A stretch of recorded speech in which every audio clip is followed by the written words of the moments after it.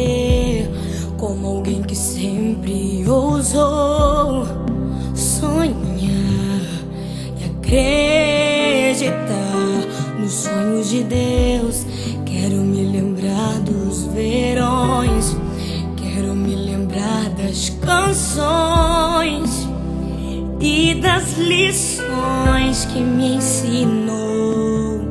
Se eu pudesse, voltaria atrás e te beijaria muito mais.